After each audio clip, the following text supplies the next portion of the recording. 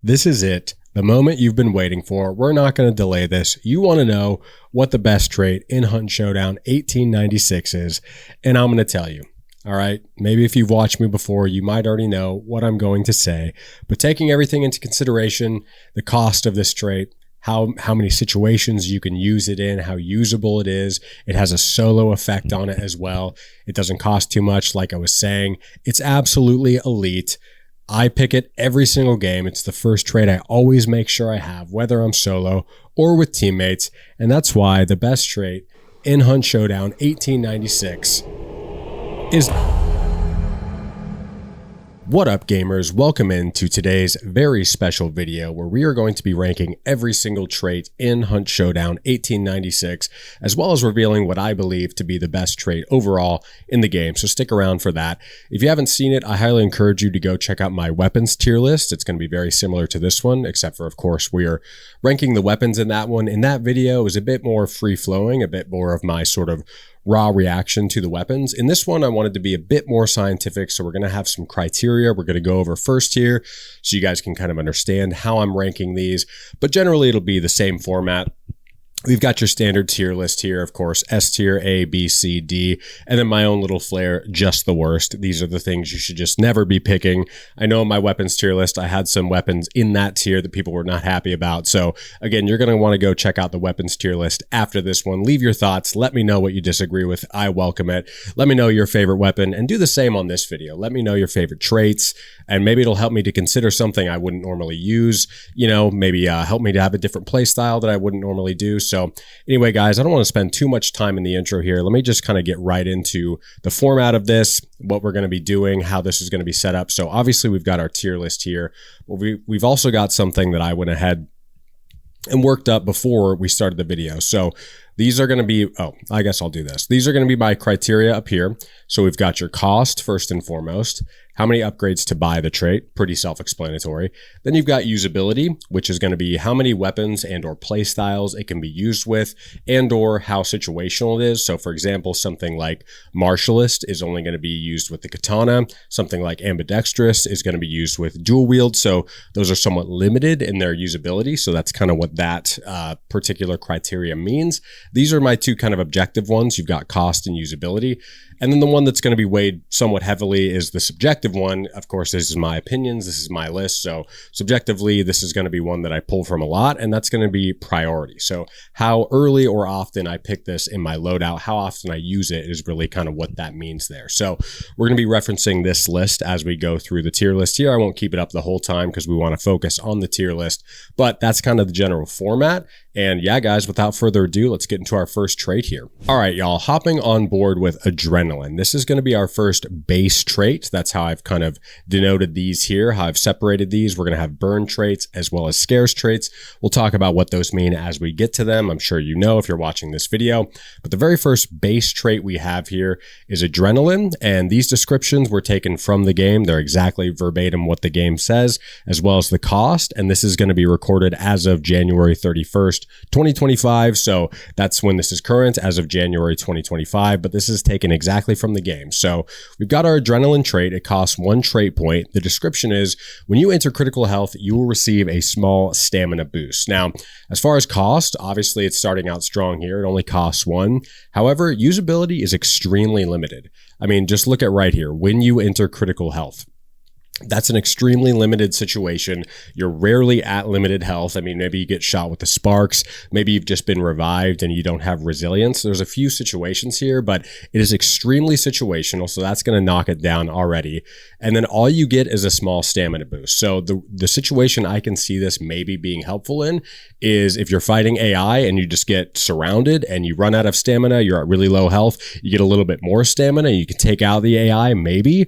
Or if you get revived, you know, and maybe you're running a melee build and you get a boost of stamina upon revive and you can slash someone down, something like that. But again, those are so situational and I never pick this one in my loadout. So hopping into our actual tier list here, initially I say D. because it does have, I mean, honestly, I don't even know, dude. Maybe we just go just the worst. The only reason I would potentially put it in D is because of the cost. It's so low, but like it just takes up a trait slot. And there's, I think, 57 traits in the game right now overall. So that's including burn and scarce, but you kind of want to leave some slots open to get those better traits. So I just can't see a world where this is one you're really going to be bringing in. So for that reason, I think it's going to go in just the worst. D, maybe just because of the cost again, but I just don't see this being used. Again, if you disagree, let me know.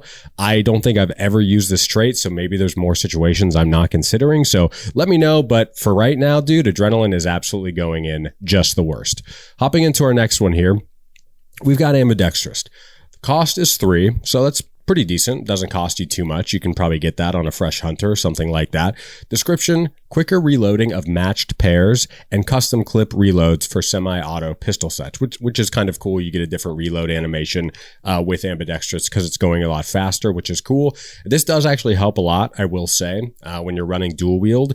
The reload is much quicker, but again, we're looking at cost, which is only 3, pretty cheap, but usability literally only when you're running a matched pair or a dual wield, as it says here. That's the only time you get to use this trait. So usability is extremely limited. And, for that reason, I don't think it's that great of a trait. When you do use it, however, it does really improve this playstyle. So I think we would go C. If we're just considering this playstyle alone, I think it's higher, of course, like just for dual wielding. This is an A tier trait, maybe even S just for dual wielding. But overall, in the grand scheme of things, you're not always bringing in dual wield, so the usability is low. Cost is decently high.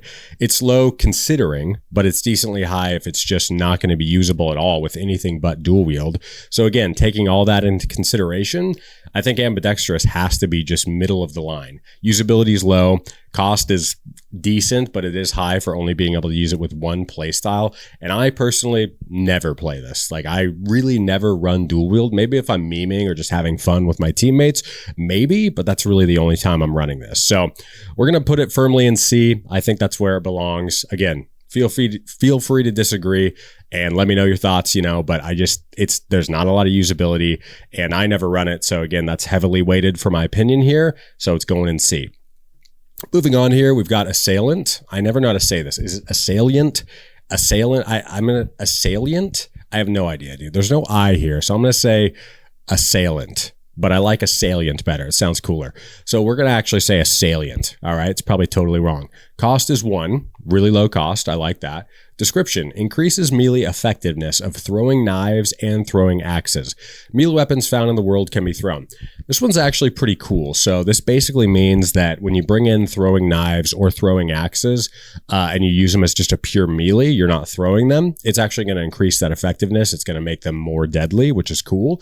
Actually makes them a lot more effective.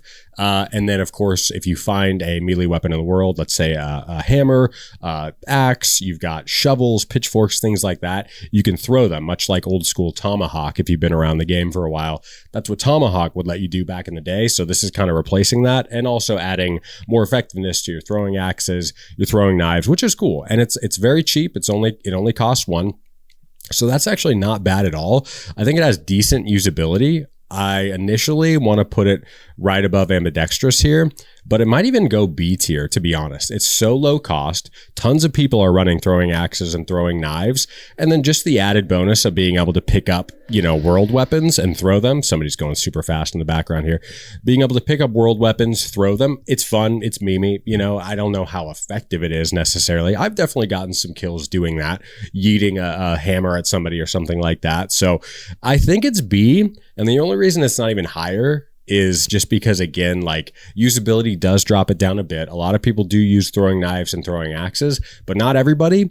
And it's not sort of a universal usability. And that's probably what's going to be reserved for A and S tier traits, is kind of universal usability. This still is niche down to a specific loadout, but I think the reason it is above ambidextrous is because the cost is super low. So it's really not that much to consider bringing it in. And a lot of people do run these things. And it's universal in the sense that you can pick up a world weapon and just use it, which is really nice. So I think B is a solid place for that. Really low cost, decent amount of usability. I don't use it that much. However, when looking at it and really considering it, if I was going to bring in throwing axes, this would probably be an auto pick for me. So B, I think, sounds really solid there. Moving on to Beast Face. This is a really good trait that I just really never use. That's kind of how I would describe this trait. You've got cost of 4, so it's a little on the higher end, not crazy, but a little bit higher, above average, Description: reduce reaction range of animals, doesn't affect monsters like hellhounds. So it is really good. Don't get me wrong. Like, you can sprint super close to chickens, dog kennels, ducks, crows, all these types of sound traps. You can be very close to them sprinting and they're not going to go off, which is really nice. I mean, that's effective. You can move through the map a lot quicker. But I think just for me personally, as somebody who's played the game for a long time, I'm not super concerned with that. I can navigate compounds and things pretty quickly as it is. So to me, it doesn't have a lot of use, but I think universally it does actually have quite a bit of use. Initially, I'm tempted to go B here, maybe right below Assailant. Actually, it's got to go above Assailant. I think it's more universal than that. It is a pretty universal trait. I just think that for the cost, and you don't get I just don't think it does enough for me to push it up into A. It is a really good trait. Don't get me wrong. When you're using it, you definitely feel the effect of it. What was really cool is one of the events, a couple events ago, they did a sort of a pact or a troop, what's the word? Kind of mutation almost of the trait, where it made it different to where you could literally just run through crows and ducks and all these things and they just wouldn't go off. That made it an S tier trait. I mean, that just instantly sent it up to here because you are just sprinting around the map. Nobody can hear you. Nothing's popping off. Like, it made it much more usable and just much more sort of user friendly. But I think for 4, I think you can really move around the map well enough without this that you really don't need to be picking it. But if you're a newer player, this could help you just kind of move around the map quicker, help you in some of those early game kind of moments. But again, if you haven't watched it already, go check out my Ultimate Hunt Showdown guide, because I do go over early game movement, how to know the ranges of sound traps and things like that. So another one to go check out after this. And I think you'll see why you don't necessarily need Beast Face once you watch the movement section of that video that I made. So initially we're going to go high B. I think that's pretty solid. And we'll move on to our next one here. Blade Seer, man, dude, I don't know. I don't know. Just not even really anything. I guess technically next up is going to be Berserker on my list, but we're going to save the Burn and Scarce traits. That's why they're blue and red here. We'll save those for later on in the video. We're just going to do all the base ones now. So next one up is going to be Blade Seer. Cost is 1, obviously very low, but the reason it's very low is because what does this really do for you? I just don't see how throwing your throwables, seeing those in dark sight is really that big of a deal.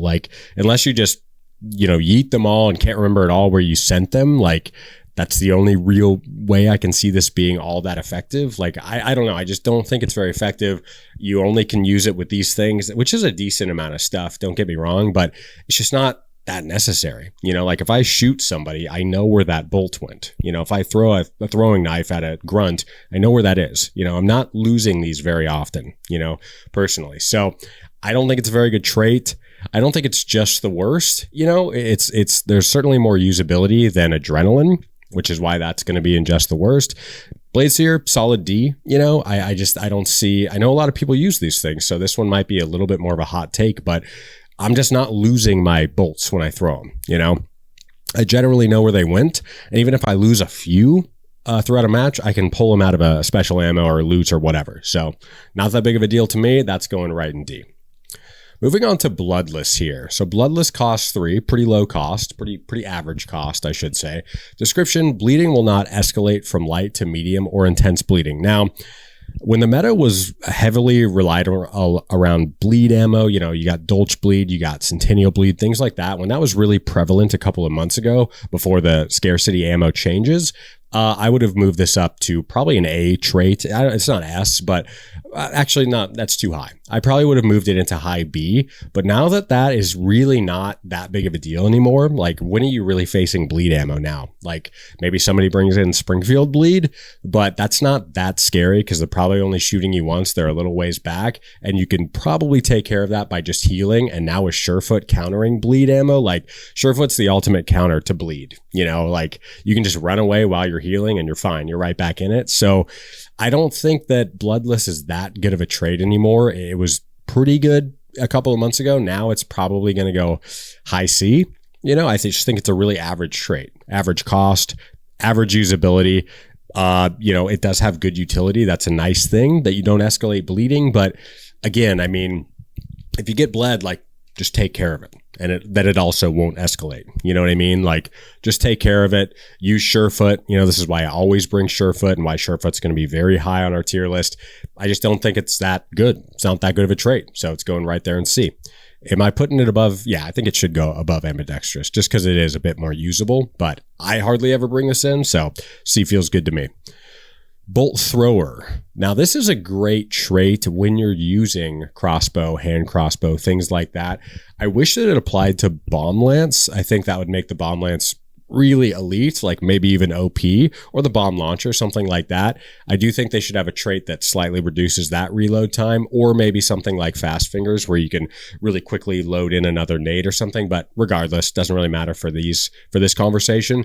Bolt Thrower, man, when you're using crossbow, which a lot of people do use, especially now with Res Bolt, it's really good. It's undeniably good when you're actually using that. So I'll read the description here. Cost 3, or maybe I already did. Reduced reload time for crossbows. Hand crossbow, regular crossbow.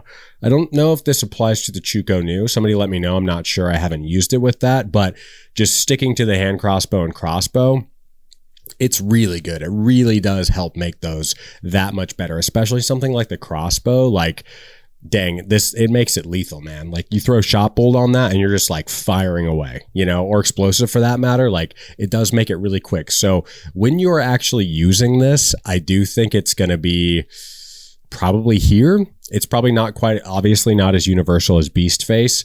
But it is, I think, more effective than Assailant, which now that I'm looking at might be a little too high.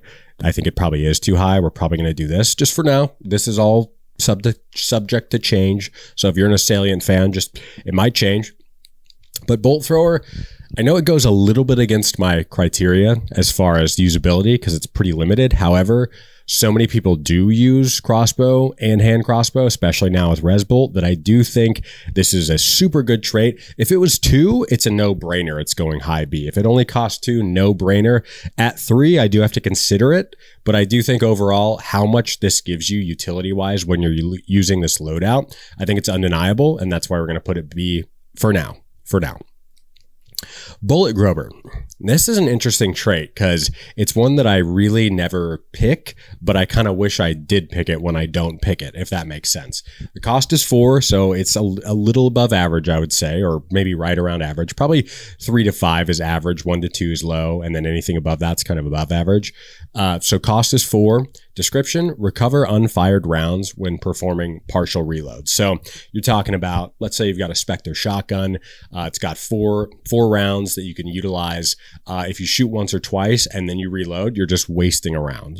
Same with something like the Bornheim, Dolch. There's a lot of weapon, Mosin, Labelle, tons of weapons. You lose a round if you reload before your entire mag is empty.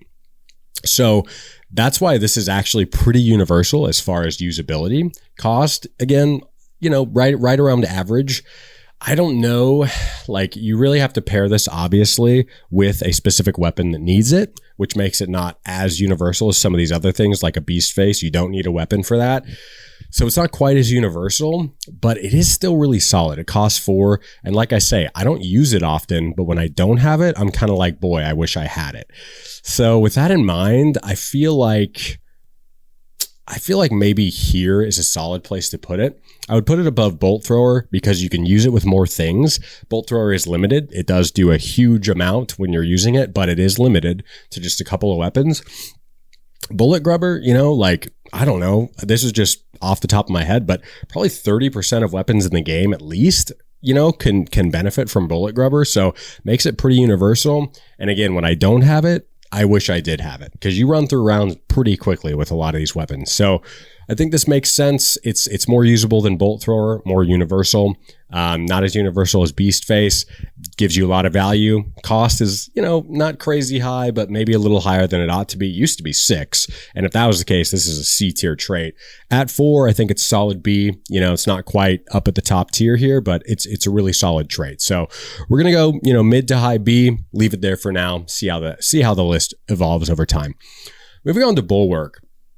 Bulwark cost is 2. Description: reduce the damage from explosions by 50%.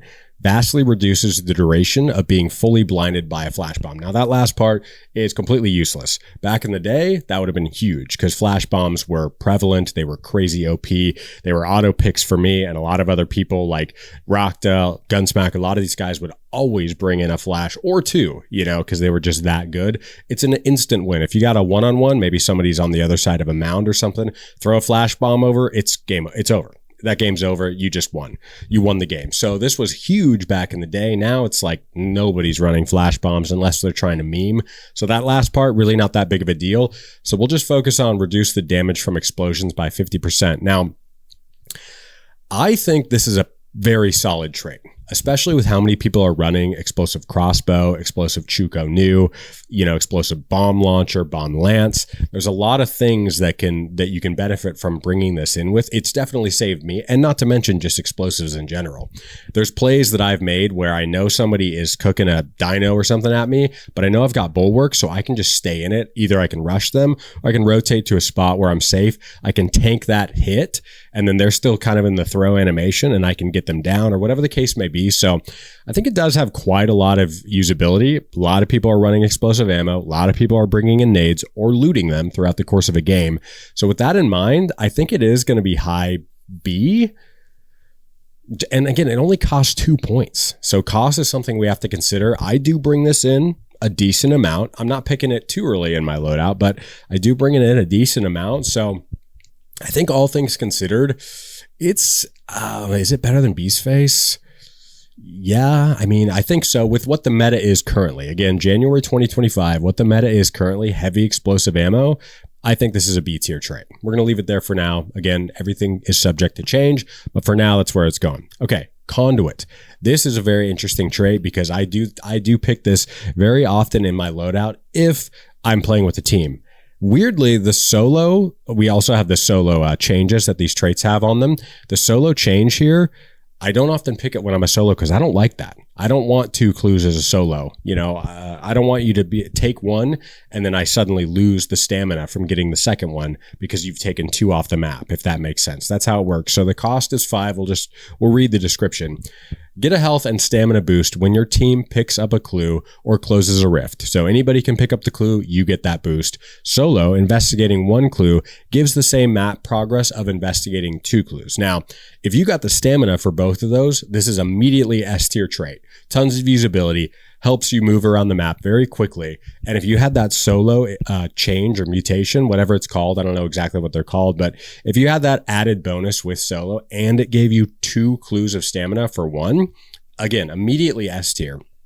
I pick this almost every time when I'm on a team, never when I'm solo, because I don't want those 2 clues. I get it. Like, you can have a better understanding of where the game is pushing and where, the boss is going to be. But what I like to do sometimes as a solo, take 1 clue, go to where the second one is, kind of predict where people might be coming, and use Darksight to see the blue outline of exactly where the second clue is, set up an ambush there, and usually I can, or a lot of times rather, I can get a free kill on somebody who's just standing there getting their second or first clue because I know exactly where that is. Conduit removes that opportunity from you. So weirdly, the solo thing is kind of, I don't like it. I don't want it. So with that in mind, I still think it's an A tier trait just for the value you get with a team. And it is very universal. All you have to do is pick up a clue. Anybody can do it. And you're moving across the map, and moving fast is something I talk about a lot, how important that is. So I do think even with the solo, I think it's a negative, the solo change. It's still an A tier. And if they change that to where you got 2 stamina for the price of 1 clue, S tier all day. So we're putting it at A for now. And I like how that feels. It feels really good. If they change that to 2 stamina, S tier trade all day long. Dauntless, dude. Dauntless, I take almost every game, or rather with almost every hunter. Now, it's often picked super early for me because it's so cheap. And maybe I have an extra, trait point lying around, so to speak. I'm probably going to take Dauntless with that. So it ends up being on most of my hunters. That doesn't necessarily mean that I value it super highly. It just means that it costs so little and has enough value that I'm going to take it. So I really do like Dauntless. The cost is only 1, very low cost. Description: thrown explosives can be diffused when interacting with them. So obviously if somebody's throwing a nade at you, really anything that has a fuse on it, decoys, whatever the case may be, chokes for that matter, you can just defuse them and completely negate their effectiveness. So somebody's throwing a frag at you, you run up to it, tap F, hold F, whatever, however you have it set up, it's defused. They can't get you anymore. That is null and void. I love to do it on choke bombs. A teammate throws a choke on somebody I burned. I rush out there. Nope, not today. Put that choke bomb out. They're still burning. So I think Dauntless is a super solid trait. I don't know if I can put it above, or in A tier rather. I don't know if it has that much value. It is pretty situational, but the cost is so low and it does have a ton of value that I think high B is really solid for Dauntless. I don't think there's enough. A and S are going to be reserved for some pretty prestigious traits. I don't think it goes there, but high B feels really good. So moving on here to decoy supply. This is another one where when I don't have it, I kind of wish I did have it, because I bring in decoy fuses almost every game. It's like an auto pick in my loadout typically. Just I think there's a ton of value there, ton of usability. So I bring it in almost every game, decoy fuses. And a lot of times what happens is I'll throw 1 or 2 of them. And then when I'm looting a hunter or a toolbox or whatever, I get a fuse back, and that sucks. Whereas with this, the cost is 1 and the description is restock all types of decoys from ammo crates. So now if you bring in decoys and you go up to a normal ammo box, you loot that, you get all your decoys back, and then you can loot a consumable or money off of a hunter. Great way to make money. Keep your tools and consumables full, and then you get money from hunters. So I don't know. It's like, I want to love it. I want to bring it in. The problem is, I just don't think I can justify a slot for it. I typically have, exactly what I'm going to pick as far as traits kind of lined up for every time I play. And decoy supply just doesn't really make its way in there, even though I use decoys every single game, So I think it's solid, I think, where are we going to put this? Maybe here, mid C. I certainly don't see it being on B tier. It's better than Blades here and Adrenaline for sure. I think it's better than Ambidextrous. I don't know, man. Maybe not. Maybe it goes here. Maybe it just goes kind of bottom of C. Has some value, but not a ton. And it doesn't completely change the way that a loadout is played like Ambidextrous does. I mean, that's huge value. Ambidextrous, when you're using dual wield. Again, I don't use it very much. That's why we're kind of keeping it there for now. I think it's low C. It's solid. It's average. It's decent. It's nothing special. I think that's good. Determination. This is another one, man. I think they raised the cost of this from 3 to 4. When it was 3, I thought it was a pretty decent pick, but I don't care about it at all. And taking one of the criteria priority into consideration here, I don't care about determination at all. It's not one that I typically have stam shots or conduit or something along those lines. So really doesn't matter to me. Doesn't matter. I'm always pretty much full stamina just with how I play with either stam shots, like I say, or conduit. So it just doesn't affect me. And that's something that I'm going to consider heavily is my subjective use case here. So it doesn't really affect me. Its cost is, I think, too high. 3 felt really good for it. I will say maybe you're out of stamina at the end of a match and you're chasing a team that's running with bounty across the match. Determination and Greyhound are really good there because you can sprint for longer. And then if you stop, when you get that lung icon, you're going to start sprinting slower. If you stop, Determination lets you get back to full sprint speed faster. So there's some use case there, but that's just so situational, man. There is some universal value here as far as, killing AI, things of that nature. It's decent, but here's the thing. If this costs 3, it's going in low B, but because it costs 4, I can't really justify that. I think it's too expensive. It's going to go in high C, and that's just what it's going to be. So moving on to Doctor. I mean, this trait, let's just not even mess around. Before we even it's going S tier. I don't care how much this thing costs, dude. I don't care. This gives you so much value in fights, and that's what this game's all about. And not even just fights, fighting bosses, AI, whatever the case may be. It costs 9, major cost here, but so that means basically I have to pick it later in my loadout. But if it costs less, I would definitely pick it sooner. You know, it just costs a lot. So you kind of have to level up your hunter a bit. Doubles the amount of health restored by first aid kits. They do 50. So now they do 100.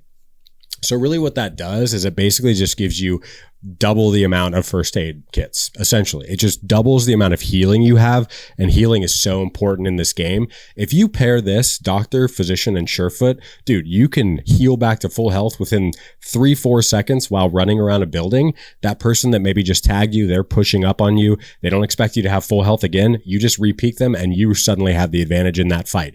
It gives you so much advantage in fights. It's easy to catch people off guard because they don't know that you've got back to full health. It's like having a pocket vit shot or 2 or 6 for that matter, because it doubles basically your first aid kit usage. You know, bring in frontiersman, get another first aid kit. It's like having 4 vit shots. You know, it's crazy value.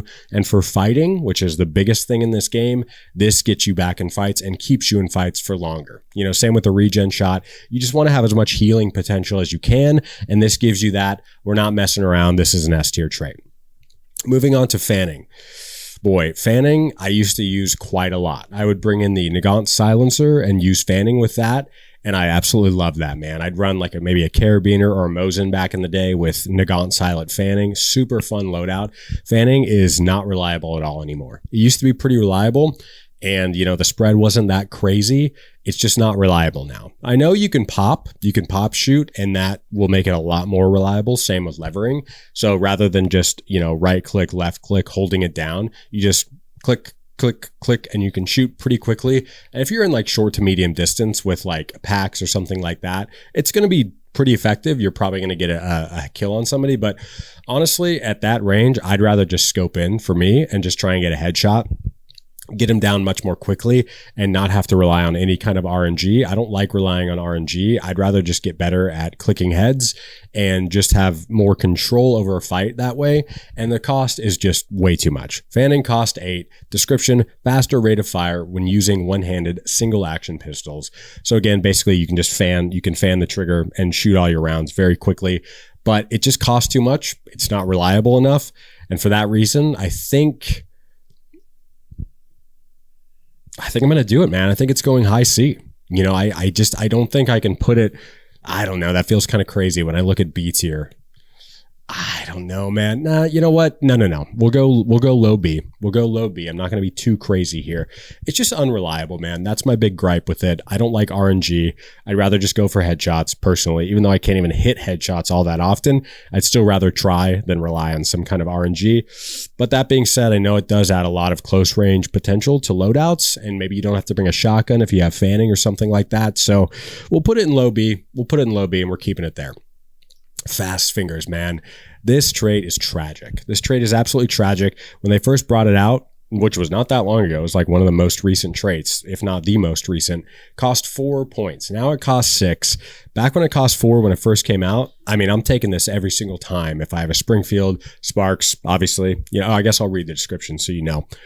Cost 6. Description: prepare some bullets in hand to reload the Springfield and Sparks rifles and their non-pistol variants faster. So basically, you just hold some rounds in your hand when you have these weapons, and you can reload much more quickly because you have them right there in your fingers, right in the side of your hand. So you can reload a Springfield or a Sparks much more quickly. It probably saves you, I don't know exactly, I'd have to actually go through and do a video about it, but probably saves you a 3/4 of a second, just, you know, off the top of my head from playing with it.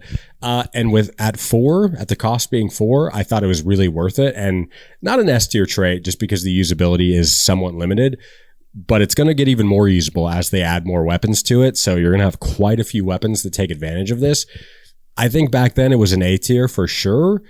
Now, man, it's really tough. 6 points, man. I don't know. And the other negative to it is, let's say you bring in 2 types of ammo on a Springfield or something. You've got normal and bleed, let's say. If you bring in fast fingers and you want to switch ammo, good luck, man. It's going to take you 20 seconds. You know what I mean? So that's a huge drawback. I like to be switching on the fly in fights. I've got normal ammo. It can penetrate through a wall. I can get a headshot on somebody. Then I pop out. I switch to bleed, get a bleed on their partner. You know, I like to be switching fast. So, oh man, with that in mind and how they raised it, I still think it's B, but you have to be very intentional with how you use this. Dude, is it B? I'm gonna keep it in B for now, because moving into the future, you'll be able to use it on the Martini. I can't think of other single shots right now. Probably the Maynard is my guess, but there's going to be more weapons added that take advantage of this trait, so it's actually going to get better over time. So with that in mind, I think we will put it low B. I think it deserves to be above determination and things like that for sure. It just costs too much now, man. It just costs too much, and there is a negative with bringing different types of ammo, which I love to do. It's like one of the main reasons to bring in single shot weapons. Maybe if they did this for like the Romero, which they won't because they have the Alamo, but something like that, you know, could make this even better. But I think low B makes sense. I think that's respectable, and we'll keep it there. Moving on to Frontiersman here. So Frontiersman cost 5. The description is carried tools can be used 1 extra time. So basically, let's say you've got your first aid kit. You bring in 3 by default, you get Frontiersman, and now you've got 4 first aid kits. That's just a very, basic example of how it's used. Of course, there's tons of things like that. Decoy fuses. I think you start with, I literally play them every game. I can't remember. I think you maybe start with 3 or 4, so you get 4 or 5. Whatever the number is, you get an extra one, as the trait says. So it's good. Don't get me wrong. It is good. I think with this one, I would have to pair it with some others before I bring it in. And the other thing about Frontiersman is I really like making money. So you have to remember that if you have an extra thing that you're using, a tool or consumable, whatever, if you have an extra one, a tool specifically, that's being used, then you're going to have to loot that extra one back before you get money when looting hunters. And that's just how my mind works of like, I want to make money. Again, if I have, let's say physician, if I have doctor, if I have surefoot, then yeah, if I've got a high tier hunter, yes, I'm going to bring in Frontiersman because then I have even more healing. But on a base level hunter, I'm personally not bringing it in. You know what I mean? So I still think it's a really solid trait, especially because it gives you just more stuff to utilize. But for me as a player, I want to make money. So I kind of want to have less things, I'll bring in a regen shot to give me more healing rather than Frontiersman. You know what I mean? So overall, I think it has universal appeal. You can use it with all your tools, which is great. But, pardon me, there was something in my mouth there. But I don't think it's not A tier, for sure. It's not A tier. I think it's B tier. I don't think it's bottom of B. I'm just putting it there and looking at these. I think it's probably going to be closer to the middle of B tier. I think like right there makes sense. Honestly, why do I have Dauntless so high in B tier? That seems kind of crazy. What am I doing? Oh, I guess because the cost is so low. But Bulwark, I don't think, well, with the current meta though, that's what I was saying. That makes sense. I still think that this is probably going to be like this. Yeah, I think that makes more sense. I feel good about that. I know fanning probably feels low to you if you're watching this, but unreliable, not something I like to use personally. That's why we're putting it there. Fast fingers should be higher, but it costs too much. So, okay, that feels good. Switch things around a little bit. Like I say, it is all subject to change. Okay, moving on to gator legs here. Cost is 3. Description: walk and sprint faster in deep water. Also make less noise while crouched in water. I think I'm going to take a drink real quick. I think that's a new part of this trait. They also make less noise while crouched in water. I could be wrong. I used to use this. Almost every hunter had this. Because back in the day when it was just Stillwater and Lawson, there's a lot of maps. There's a lot of water in those maps. When they added DeSalle and now Gulch, there's a lot less water in those maps. But in the first 2, there was quite a lot of water. So this made a lot of sense to bring in because you can just move fast through those maps no matter where you are. So back in the day, it made a lot of sense to bring in. I think they also reduced the cost actually. So the cost is now 3. I can't remember what it was before, but I swear it was more than that. 4 or 5. Correct me if you know, but I feel like they reduced the cost of this, but maybe I'm wrong. Maybe they raised it. I don't remember exactly, but now I don't bring it in honestly ever anymore. I'm stuffed up, man. Sorry about that. I don't bring it in ever anymore. So I feel like it's just like there's tons of usability. Don't get me wrong, but it is somewhat situational as far as what map you're on, where you spawn, what compounds you're playing. Like there is a bit of RNG with how effective this can actually be. So I think it's going to be in C. I think it's probably here. That feels good. This feels pretty good. This feels pretty good. It's just an average trait, average cost. Everything about it's very average. So it's going to go in an average tier rank. I think that makes sense. Moving on to Ghoul. This is another really interesting one. One that I never bring in. But when I do randomly pick it up in a match, let's say, it is really nice. It is really nice. So the cost is 3. Description is killing monsters restores a small amount of health. So the cool thing about this is, let's say that you are in a compound, you're fighting a team, and they've got a tag on you. Maybe it's a small one. So you just lost 1 bar, you're down to 125 health, or maybe you run big bars and you're down to 100.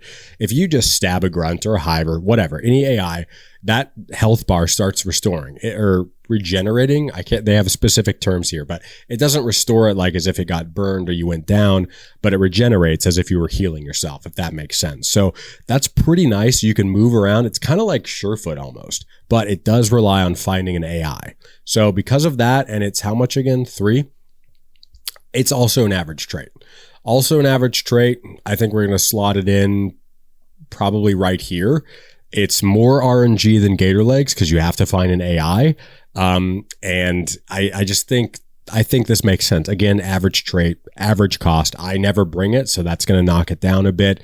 Just average. It's very average. Nothing wrong with it. Not too great. It's average. Greyhound. Greyhound cost is 5. Description, sprint at full speed for a longer duration. This is an interesting one. I think for a lot of people, this is a solid trait. It's a solid pick.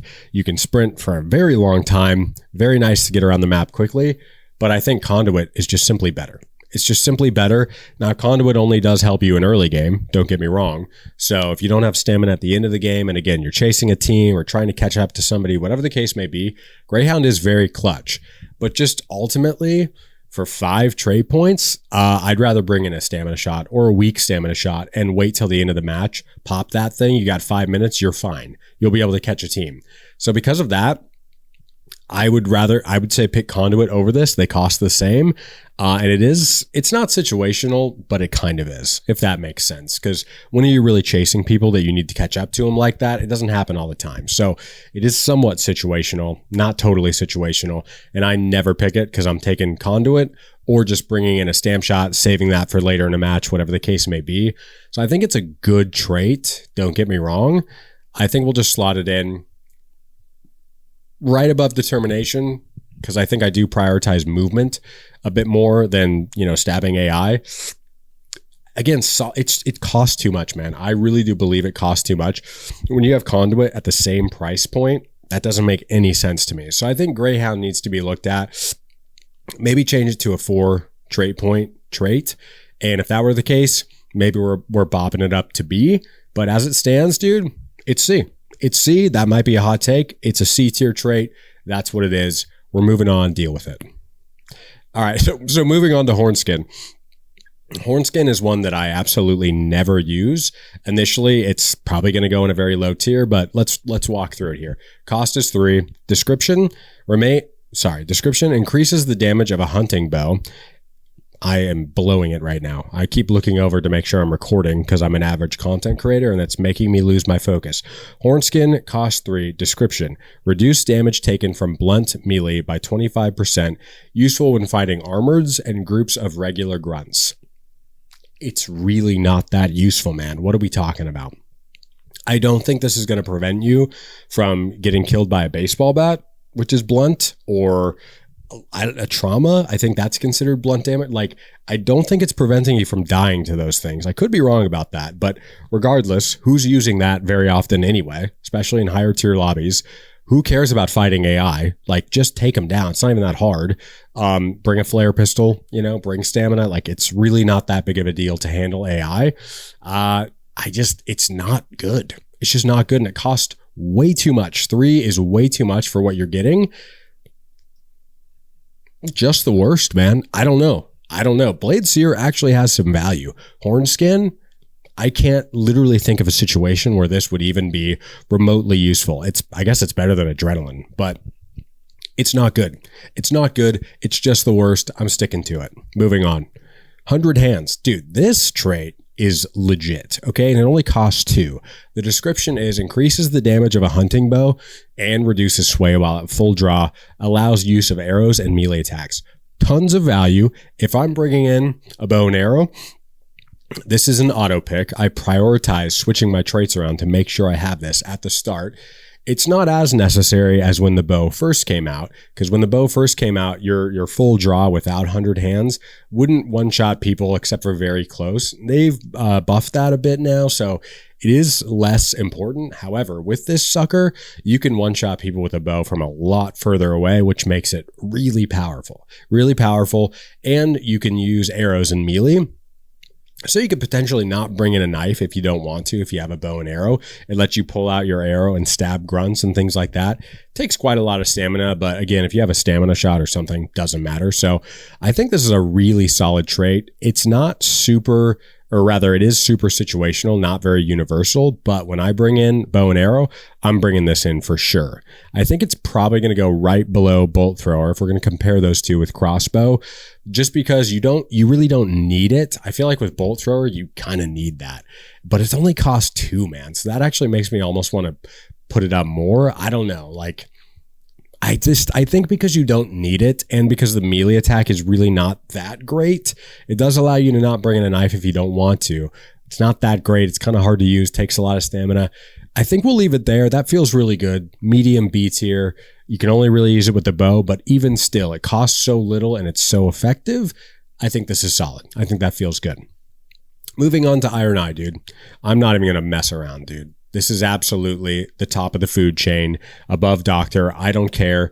Don't at me. It only costs 3. The description is remain in iron sights between shots when firing bolt action, lever action, and pump action weapons, which is most weapons in the game. You know, you're not talking about pistols, but most other weapons fall into this category. I mean, you're talking about a low cost that allows you to shoot much, much faster. And it's just way easier to aim people, because if you don't have to come out of iron sight to, you know, bolt or lever or whatever the case may be, and you can just stay trained on your enemy, it just helps you to shoot way faster and way more accurately, because you can just keep your iron sights right on them. You know, they never have to leave, and you're shooting, I don't know the exact math to it, but you're shooting much faster. This is one that I prioritize very early on in my loadout. Costs very little, and it's extremely universal because you can use it with most weapons in the game. Certainly not all, but most of them. It's S tier. That's just what it is. This is how our list is looking so far.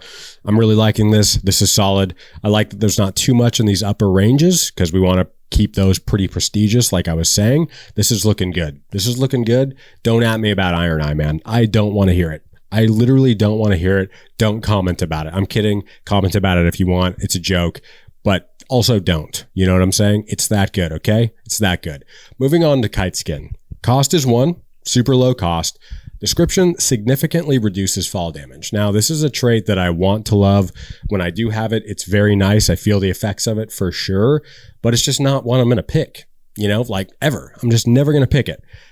Truly never will I think to myself, let me grab Kite Skin for this loadout, you know, even though it's extremely universal. You know, and I will say, if you move around a lot, rotate around, find yourself getting on high ground positions a lot, and then jumping down, rotating, moving around opponents, moving around teams, probably a pretty good one for you to take. I just never find myself actually taking it, you know, so it's pretty low on my priority list. I think it does have a good amount of value, so we're gonna slot it in, you know, probably right below Bloodless. I feel like that's solid. I'm tempted to put it higher because objectively it costs so little, but I don't want to weigh cost too much because there's a reason that traits cost not very much, because they're just not that great, you know? So there's some that are really solid that don't cost a lot, like Dauntless, because everybody's got explosives, but Kite Skin is solid. It's just solid, it's average, and we'll just leave it in the average tier. That makes sense to me. Moving on to levering here. Levering is another one that's tough, man. Levering is another one that's tough. Like fanning, it used to be more reliable, and they also raised the price, which was a good thing to do, I think, because it is pretty OP, especially back in the day when it was much more reliable. Now the spread is larger. You don't get a bonus from crouching, things like that they changed. So it's not as reliable now. It does rely, of course, a lot on RNG. Cost is 7, very high. Description is faster rate of fire from the hip, first aim stage when using lever action weapons. So let's say you've got a Winnie, a Centennial. If you're hip firing, you can just lever the rifle and shoot really fast. Or again, like we talked about with fanning, you can do pop shots, pop, pop, pop. And that is really effective. For sure, that's very effective. And some of those weapons, the spread's pretty small, so it is relatively accurate. But you're still relying on RNG, and that spread is wide enough to where it's beyond the hunter itself. So your bullets could be zooming past them and just missing, even though it looks like it's right on them. So because it's unreliable and it's somewhat situational and it costs a lot, where did I put fanning? Where did I put fanning? B? Yeah, I mean, it's definitely above. It's definitely above fanning. I think it's above 100 hands. Bolt. Yeah, it's above all this. It's above all. I think it's going right there. I think it is better than fanning. I think it's more reliable than fanning. Probably because, well, I don't know why exactly. It just feels that way to me. I think it's more reliable. It costs less, which is insane because you're using it with a rifle. I think this is solid. I think this is solid. Dauntless just feels too high now that I keep looking at it. And Beastface feels too high too, man. I think levering is better than these. It's probably up here. Again, this probably would have been an A, even though I don't use it a lot. And I think it does have drawbacks and it costs a lot. It's still really powerful. And I think it would have been A before they increased the price. And also when you had things like Centennial bleed ammo, that was insane. That with levering is nuts. You know what I mean? It's completely devastating. Takes somebody out of a fight. I think this makes sense. Even though I don't use it a lot, I know how good it is. It's got to be high B. Dauntless, this list is looking weird to me all of a sudden. Like Beastface, I don't know if it should be this high. I don't know, man. This list is looking weird to me. It's looking weird to me. I think we're going to go fanning above 100 hands just because you can use it with more. Probably above bolt thrower for the same reason. This is going to creep up. This is creeping up just as I'm looking at this. I think Frontiersman's better than Beastface. I think Beastface is probably better than... Is it? Yeah, it's probably better than Bulwark. But I think fanning's better than both of them, to be honest. Frontiersman better than Dauntless? I don't know. I think Dauntless is staying where it is, even though it feels insane to have it that high because I pick it almost every game. It's so cheap and has so much get out of jail free value. That's kind of why I'm leaving it there. I like this. This new look B rank is looking pretty good to me. So let's move on to our next one here. We got Lightfoot. Wow. Lightfoot, man. A tale of two traits, man. Back in the day, Lightfoot was absolutely, unapologetically S tier, best trait in the game. And I say that because before they buffed it, or I guess fixed an exploit, I didn't really feel like it was an exploit, but I understand why others did and why they said it was. What you could do with Lightfoot way back in the day is you could jump 3 times. It's kind of bunny hop meta. You could jump 3 times with Lightfoot completely silently. And I'm not talking about vaulting. I'm talking about hunter jumping. So how people would move in this game way back in the day, go watch Gunsmack's video on Lightfoot if you want to see what I'm talking about. But you would jump 3 times, maybe crouch, walk slowly, or just walk, jump 3 more times, and you can get around buildings and compounds super fast, completely silently, because your hunter can jump 3 times silently before getting a noise penalty. So back in the day, absolutely S tier. Now, it's still really good. It's still really good. And they just added the solo change effect, which is to crouch walk without making any noise. Of course, it costs 5. Normally what it does is vault, fall, and climb ladders silently. Also reduces the sound of walking through noise traps. So you're talking about things like broken glass on the ground, cans on the ground, things like that, hanging horseshoes, whatever, things like that. It's still really good. And I know a lot of people say that the crouch walking silently is super OP for solo, which is, they're not necessarily wrong. I don't necessarily disagree. It is OP, but I just don't play that way as a solo. I'm not crouching around hardly ever, so for me, it doesn't do anything. If anything, the best part about it is the vaulting and the climbing ladders. That is the best part about this trait. I think people are going to call me crazy, but I think this is probably B. I think it's B. I don't care about the solo thing at all. I know a lot of people complain about it. I don't care about it at all. Doesn't matter to me. I understand that if somebody is close to me and they're crouching around, I'm not going to hear them, but I don't play that way. And I've got tools to counter that kind of play style. Unless you're literally crouching across the entire map and coming up on me, I will hear you at some point. I'll hear you walking. I'll hear you running up to me. I will hear you at some point, and I will drop a fake nade on you that's going to cause you to run, and I'll rotate around a building and I'll just peek you that way. So it doesn't affect me that much. I've not died to solos this way. If anything, what I do actually die to is people climbing a ladder behind me and I don't hear them and then they gun me down. Like, that's what I'm dying to the most often from a Lightfoot play. It's not solos crouching around. That doesn't bother me. That doesn't affect me. And it really doesn't, like, I'm not dying to that at all. Now, maybe in lower tier lobbies that happens more often, but in higher tier lobbies, that's just not really affecting me at all. So that's a personal thing. That's subjective. You can completely disagree with this. Lightfoot back in the day, S tier, best trait in the game. Now, high B. High B, literally below levering. That's it. Leaving it at that. Magpie. Magpie cost is 1. Description: receive 3 short effects when picking up a bounty token: antidote, stamina, and regeneration. Solo boost, dark sight boost capacity, and all boost sources are doubled. So basically, if you're solo and you pick up a bounty, you get 10 seconds rather than 5. So I think for the solo component of this alone, it's very good. Now, receiving 3 short effects, that's pretty cool. It can definitely help in a fight. If you're in a compound fight, you rush in, you grab that bounty, suddenly you've got some regen, you've got some stamina, maybe you can take care of AI, or you can just run. And I know a lot of people would probably use that kind of like a conduit type of trait. Pick up the bounty and just take off, which is something I say to not do in one of my Hunt Showdown guides that just released. Go check that out. What not to do in the Bayou, run with the bounty. I explain why. But I know that's a way that people play. So it does have actually quite a lot of value, and it's very inexpensive. Very cheap trait.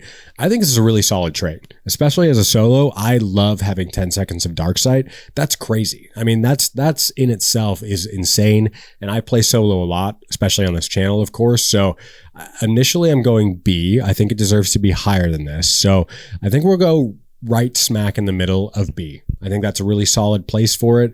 It's definitely above Bullet Grubber. I'm looking at this. I think this is more important than Bullet Grubber. This is all changing on the fly. I think middle B is solid. I think that makes a lot of sense. Beast Face is looking a little too high to me.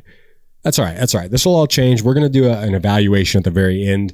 We'll switch anything around we need to. That looks good to me right now. Magpie is a solid B trait. Martialist. This is a trait that I absolutely love. Okay, so for me, the priority is pretty high. Its cost is 2. The description is allows a katana to be sheathed, which enables a first strike attack that does extra damage. So you put your katana in the sheath, you slice it out really quickly. It still has a really solid range, and it does a ton of damage. It's absolutely devastating. And you can take out multiple people with that swing rather than the stab swing, the pierce swing. You can, or stab, you can take out multiple people with that. So if you got 2 guys coming down on you, barreling down on you, and you pull out Martialist, you can do this kind of a thing, take them both out.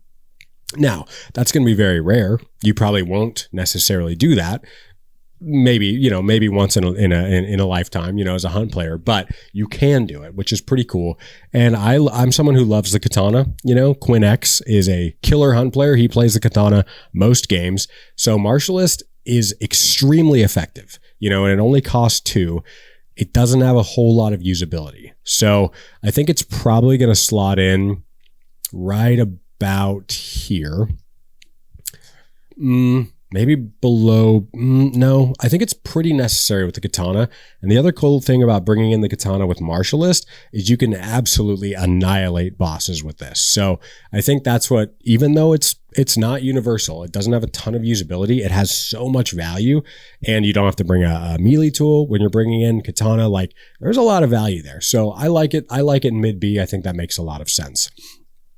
Moving on to Mithridatist. This is another one I do not know how to say. That's what it looks like to me. Mithridatist. I don't know what it is. I don't think it's that good regardless. So who really cares? Cost is 3. Description: drastically reduces the time needed to recover from poisoning. That's all this thing is. It's immediately going right here.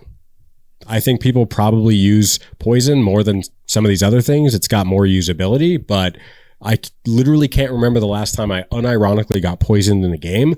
The only time it's happening is during weekly challenges and events. That's it. You know, that is it. Again, in higher tier lobbies.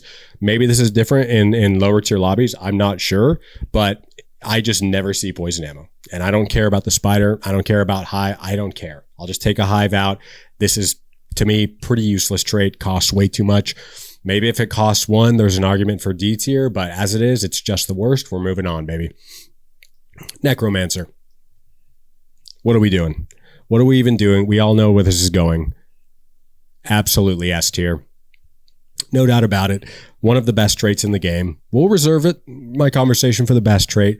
One of the best traits in the game. Now, the reason I didn't do the red text is I just wanted to keep this in a base trait because it's not one that you have to find in a mission. So keeping it with yellow because you can pick it from the menu. But Necromancer is a burn trait, so once you trigger the effect, it's gone. You got to buy it again. The cost is 4, extremely cheap in my opinion. Description: using Darksight, revive a downed teammate from a distance up to 25 meters. Solo, you can revive your downed hunter, triggers a full health restoration upon revive. So you get full health as a solo. You don't have to bring in resilience. You just get immediate full health, which is awesome. Love that. Love that solos have a chance in this game. Great change. Probably should let you do it twice, but hey, I'm just saying, that's just me. I love playing solo. But this is just like complete get out of jail card. You know, your teammate goes down, you can run around a building or something and start to get a necro off. If you hear them pushing it, you can obviously stop it, but you can get people up from afar. I mean, what else are we talking about, man? This keeps you in fights. And as a solo, it's same thing. Keeps you in fights, keeps you in the game, gives you full resource. I mean, I don't know what we're even talking about. S tier trait all the way at the top. Moving on, that's all we need to do here. That's it. That's all there is to it. Pack Mule. Meh. You know, that's my immediate response to Pack Mule. Cost is 4. Description: receive an additional tool or consumable when looting players or opening item boxes. So this is really nice. Let's say you bring in Frontiersman, you pair it with this, you got a ton of extra health. You know, you can use 2 first aids and then loot 2 back when you have Pack Mule from a loot box or from a hunter, whatever the case may be. It is nice to make money. I will give it that. I can't justify it taking up a slot for me. There's things that are way more important to me in this game. So I can't really justify it taking up a slot, but it is a solid, you know, it's a solid trait. I think it costs too much. I think it should cost 3. So as it stands, I think we're going to go, yeah, I think we're going to go high C just because it is very situational. You're not bringing in more stuff like with Frontiersman. You have to loot more stuff. So there is a situation there. Maybe it's a B. I just think, okay, if it costs 3, it's definitely going middle to high B. At 4, I think it's too much. Although you do get, there's a lot of value with it, man. I don't know. This one might change. Pack Mule subject to change. For now, highest of C. For now. Pain Sense, useless. Okay? Absolutely useless. I don't care what anybody says, man. I'm kidding. I do. I want to hear your thoughts on it, but I also don't care at all. Okay? 3, what are we doing? This is another one that should be 2, you know, maybe even 1, probably 2, probably better. Cost is 3. Description: you can see nearby bleeding, poisoned, and burning hunters while in Darksight. Also applies to Beetle View. So I guess here's the situation. You've got Sparks poison ammo. You shoot them from 100 meters away. You go into a bush, you throw out a beetle, and you go get them. When else are we using this? Truly, when else are we using this? I guess if you're randomly scanning and somebody is in a compound and they got poisoned or something and you can see them, basically like having a Darksight boost. Okay, you know, not good. Not a good trait. Don't care. It's probably going to go here. I think it's got a lot more value than these other traits, but it's just when I'm literally never going to pick this. And if I do, there's only a few situations I can see it actually being effective. It's extremely situational. Whatever. It's just not that good. I don't care. I'm moving on from it. I don't care about Pain Sense as a trait. Sorry if you do. It is what it is. Physician, cost is 5. Description: reduce the time needed to bandage. This is a fantastic trait. It's expensive, but I think it's worth it.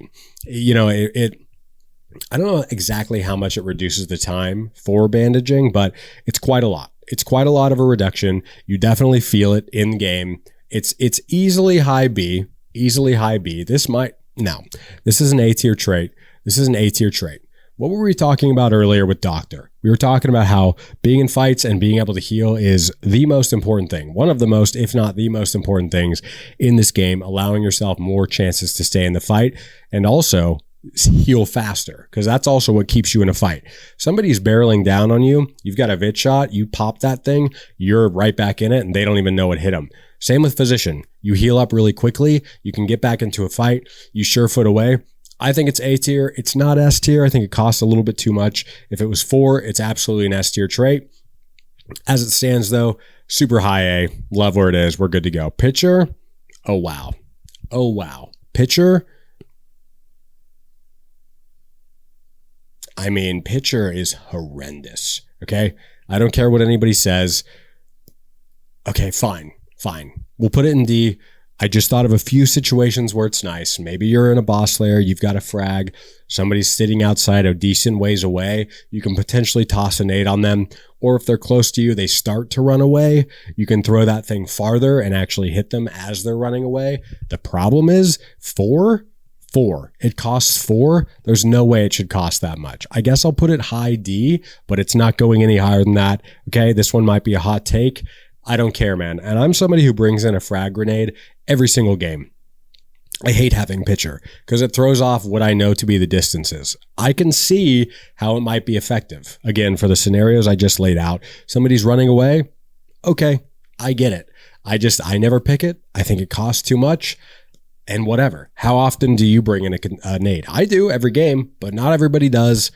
Choke bombs, another good thing. I guess I could see how that would be very effective, but with Surefoot being added, traits like this don't even matter, man. You start cooking a choke bomb and run up to your partner and just throw that thing and run away. You know, like you can still move while cooking things with Surefoot, which makes it so much better. Pitcher, to me, is kind of obsolete. You know, now that Surefoot's out, I kind of want to move it back to just the worst, but we'll just leave it there for now. Whatever. Poacher, solid trait. Solid trait, cost is 1. Description, place and disarm traps quietly, I would say silently. You know, I don't know who's really going to be hearing you putting down traps if you have Poacher, but unless they're right on top of you. But it's good. It's good. You know, I don't bring traps too often. I do sometimes during events. I like to trap up the sealed cache, things like that. It's kind of fun. Generally, I don't, though, and I don't really care if somebody hears that I put a trap down. All that means is you're not going to want to rush into that door. So perfect. You know, I'm just limiting your rotates, you know, so I don't really care. It doesn't cost hardly anything though. So, and I know a lot of people do use traits. So for that reason, traps. For that reason, I think middle of C is a great place for this. Really low cost, pretty universal appeal. A lot of people use traps. Totally get it. I think that's completely fair. Quartermaster. Yeah. Yep. I know a lot of people will disagree with this one. The cost is 6. Description, can equip a medium slot weapon in addition to a large slot weapon. In my humblest of opinions, if you're not using Quartermaster as often as you possibly can, you are just putting yourself at a disadvantage. Pistols are not very good in this game anymore. They used to be pretty viable. They are not anymore.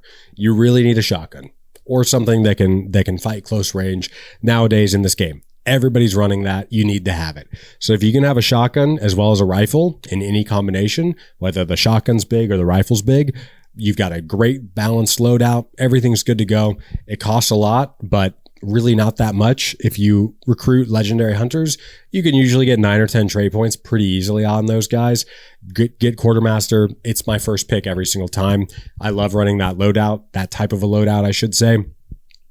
Again, in higher tier lobbies, if you're not running powerful weapons, you're going to get slammed. Okay, it's just going to happen. You're going to get steamrolled. Everybody's running Mosin, Dolch, shotguns in those lobbies. So as somebody who's playing in higher tier lobbies often, I have to bring powerful weapons. It just is what it is. And that's why Quartermaster is going as high as it is. I just don't think pistols are very viable anymore, unfortunately. They used to be. They used to bring in uppercut all the time, and other things like Spitfire is one of my favorite pistols in the game, but I just can't really justify some of these things now over a shotgun with how everybody's running shotgun, crossbow, whatever the case may be. So Quartermaster is absolutely S tier. Don't at me. Resilience. This is one I don't understand. I'm going to be completely honest. I don't know what this means. Cost is 3. Description. Your hunter is revived with up to full health. What does that mean? I feel like it's completely inconsistent when I get revived. I truly don't know what this means. You know, I think it's good. I bring it.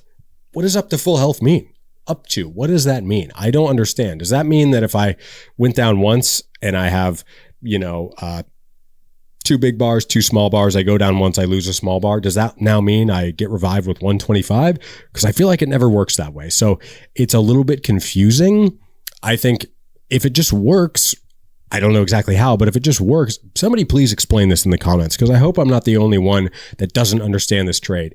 As somebody who brings it in fairly often, I still don't get it. All right. To be completely honest, I don't get it. Does it mean that if I have 3 big bars, I go down once, I get res, I now have 100 health fully just as I revive? I don't know. I don't get it. I don't feel like it's that consistent or it works that well. Maybe I just don't understand it. So could be me just being dumb. I think the idea of the trait is very, very solid. I think it's going A. I think it's going A. No, it's going B, high B.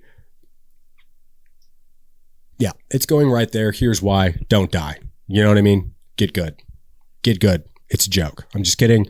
But honestly, though, avoid, situations that are going to, put you in a spot where you need resilience. And that's kind of how I think about it. I'm going to do my best to not die. And now I'm going to die. We're all going, it's hunt, you're going to die most games. You know what I mean? But that's my thought process and why I don't always, probably half the time I'm bringing in resilience. When I'm feeling good on a certain day, I'm like, I don't need it. And of course I just die immediately and I wish I had it, but it is extremely situational. You don't want to die. You know what I mean? If you can avoid it, which you can't really usually, but that's just the idea behind it not being A tier. I think it's high B. It costs very little. So it maybe should even be just the absolute top of B. I think that makes sense. I'm not putting an A, dude. I don't pick it every single game. It's not an auto pick for me. It's going in high B. I like that. Salve skin. A lot better now that they reduced the cost. Okay. Salve skin cost is 3. Description reduces fire damage and burn speed even when down. Now with the quick burn meta currently in Hunt Showdown, where if you go down, you are getting instantly burned. Okay. That's just how the game works now. That's what I'm doing. I'm bringing in flare pistol, whatever the case may be. You're instantly on fire if I kill you. Okay. So with the quick burn meta, I think this trait is way more useful, way more necessary, and it only costs 3 now. It used to be 5, which was like no chance. But now how fast people burn as well, that's what quick burn really is. You burn a lot faster than you used to burn. So with that, I think it's a high B trait. I think we're going to go, even though I just said don't die. I know I'm honestly kind of contradicting myself here, but if you do, salve skin makes more sense to me, I guess, than resilience, which wouldn't that mean it should go higher? I don't know. I don't know what I'm saying right now. High B does make sense to me. I'm looking at this. Now, resilience is really good, okay? Salve skin's really good too. It's not better than levering.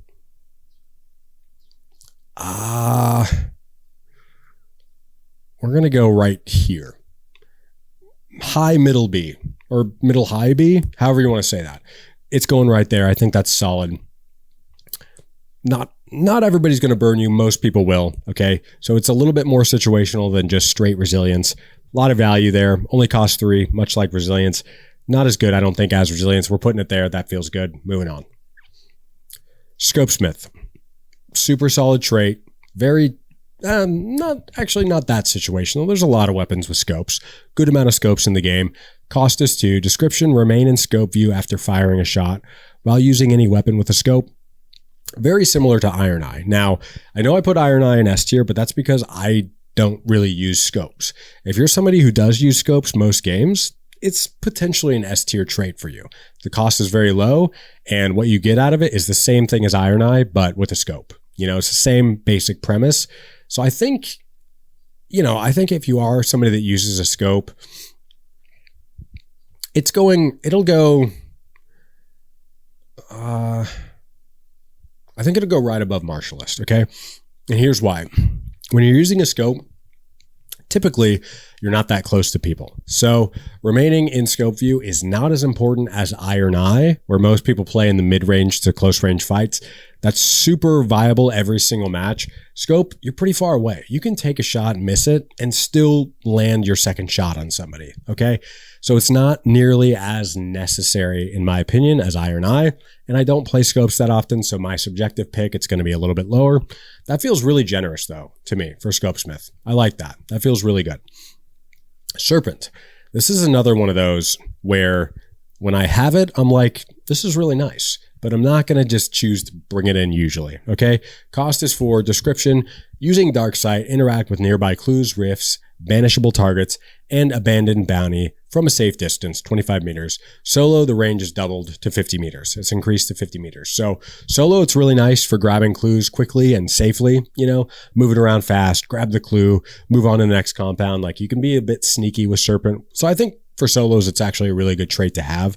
I don't personally care about it that much. That's why it's probably going to go a little bit lower than it might go on some of your lists. Really nice trait. I do like that if people are camping bounty, for example, you can just start the banish, you know, kind of like throw off their plan there. There's some really good stuff there. There's a lot of value, and it does have a solo modifier. So I think it's immediately going to go B. It probably deserves to be higher than this. I think it's going to go right below fanning. I think some of these traits just have more value or they cost less, whatever the case may be. I think that's a really good spot for it. You know, it almost, that to me, these are all high B right here. You know, I know because of the way the tier list is shaking out, it looks like these are different levels. They're not. Okay. All the way down to here probably is high B. So this is still a really high trait in my opinion. It's just not as high as some of the other ones. It's definitely not going in A. This is reserved honestly for ones that I'm picking every game. You know, like that's what we're reserving those for. This feels really good, really solid trait. I don't care about it that much, but it's super solid. Silent Killer. Cost is 3. Description, reduces the sound you make when performing melee attacks. This is one that used to be an auto pick for me because there was a lot less options, you know, for how to take out AI, or I just was maybe newer to the game. So it was more important for me to, you know, how I took out AI or being quiet. I don't care as much now. When you're playing solo, could be a really good option. I run silent so often that for me personally, it's really not that big of a deal. Probably not one I'm going to pick very often. So with all that in mind, I still think it's a really solid trait. It's a good option. I think we'll put it in B for now. It only costs 3. There's a lot of value with it. Big part of the game is, of course, taking out AI. So we're going to keep kind of moving it up. I think honestly, probably right there is good. I think that makes sense to me. Even though I don't care about it very much, I'm trying to be pretty objective with this one. I think it does have a lot of value for most people. Since taking out AI is such a big part of the game, I think it's justified in being relatively high B. We'll keep it there for now. I like that. Steady aim. Pretty useless to me, man. Pretty useless. The cost is 2. Description, weapon sway gradually lessens when you're looking through a scope or aperture sights. I get why this is effective. I get why this is a solid trait and a solid option if you're bringing in a scope. I totally get it. I don't really care. I'm very used to weapon sway in this game, and I don't really notice that big of a difference. And when I'm sniping, I'm not really hard scoping people usually. Sometimes I do, but typically I'm running around, taking a shot, rotating. I'm not staying in scope that long. That's just not how I play. So I get it. It's got a decent amount of value, but it's certainly a C tier trait. It's probably going above Assailant. Yeah, no, that's fine. That's fine. That all looks pretty good to me. It's going above Assailant. I know a lot of people use scopes, and a lot of people probably do hard scope. I just don't play that way. Doesn't really matter to me. Average trait. It's fine. Surefoot. Come on. What are we doing? One of the best traits in the game. Again, we are saving what the best one is. One of the best traits in the game. Cost is 4. Description, you can sprint while holding primed throwables, first aid kits, and consumable shots. You move faster while crouching. It's incredible amount of value. Always, like I say, what's the most important thing? Being able to stay healthy, stay healed up in fights, in PvP, the most important part of the game. You can run around buildings, mounds, escapability is crazy with this. Start running away, start healing yourself, stab a big vit shot. You are instantly back to full health. You've run away. There is insane amounts of value here. And if you're crouching around, maybe you're a solo, you play a little bit more crouchy, you move a little bit faster while crouch. Insane value. They probably should even take away that second part. I don't think it's really necessary to have on there. And they should probably raise the price to 6. Don't do it. Don't do it. But I think this trait has so much value. They could take away some things, increase the price. I'm still putting it at S. I'm bringing this every single game. One of my top picks for sure. Moving on. Sure, if it's elite, don't at me. Everybody knows it is, okay? Don't try and cap. Vigilant, cost is 1. Description, nearby traps and active beetles are highlighted in dark sight. Also applies to beetle view. Pretty good value here. Pretty good value. Truly a trait that I never bring in. Absolutely never will you see this on a hunter of mine. Never bring it in, but I do understand it has quite a lot of value. Tons of people use traps. Tons of people put traps in weird places. I've certainly died to weird trap placement, and it only costs 1. You know, so I think it's... I can't even believe I'm putting it this high, but I think it's going to go low B because the cost is so low and the value is there. I just don't use it. I'm going to take my chances. Usually I'll check for traps in normal places and can avoid them generally. I've definitely died to randoms. There's no doubt about it. But my game flow is just not really like use dark sight in the middle of a fight and look for all the traps. It's just like, okay, I'm checking the ground. I'm checking where he is. You know, I just use my eyes a lot more. And maybe you're going to kill me to a random trap that I didn't see because I didn't have Vigilant. But I think low B is extremely respectable for this trait. I like where that is. We're moving on. Vigor. Cost is 3. Description, while in dark sight, doubles the rate at which health and stamina regenerate. Another one where when I have it, I go, nice. But I'm really, nice, like that South Park episode.